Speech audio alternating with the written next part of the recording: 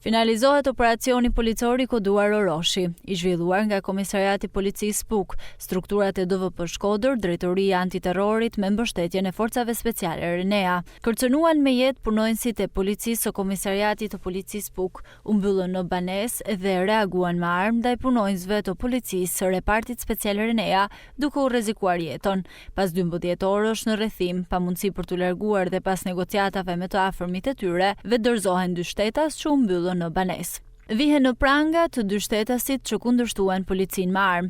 Më datë 24 nëntor 2025, rreth orës 9, shërbimet e Komisariatit të Policisë Puk gjatë kontrollit të territorit në fshatin Orosh, Fusharroz, kanë konstatuar një person i cili, sapo ka parë shërbimet e policisë, është larguar me shpejtësi duke u futur në një banesë të braktisur, pronë e shtetasit PC. Shërbimet e policisë kanë bërë thirrje që të dilte nga banesa, por personi nuk i është bindur thirrjes së policisë dhe ka kërcënuar punonjësin e policisë.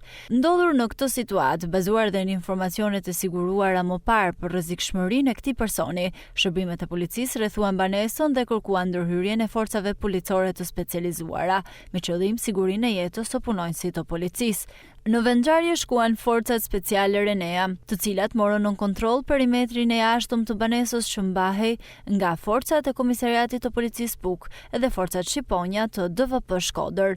Në momentin që forcat speciale Renea i kanë bërë thirrje personit të dalë nga banesa, nga brenda banesës është shëlluar me armë zjarri në drejtim të forcave speciale Renea.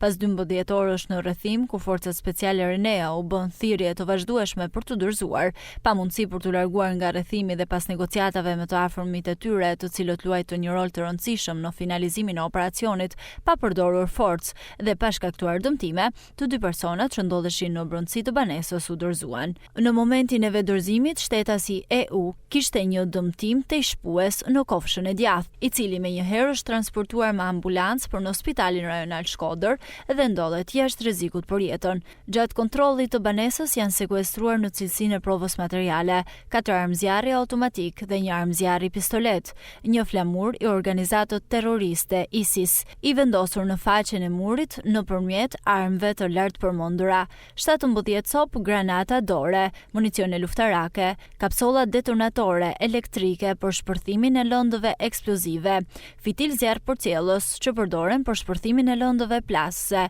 dhe 2 gëzhoja. Në përfundim të veprimeve të para hetimore u bë arrestimi në flagrancë i shtetasve. EU, 35 vjeç, banues në Gjorm Kurbin, i dënuar për veprën penale, nxitja e urrëties dhe grindjeve. IC, 34 vjeç, lindur në Puk, i dënuar për veprën penale, vjedhje dhe kanosje.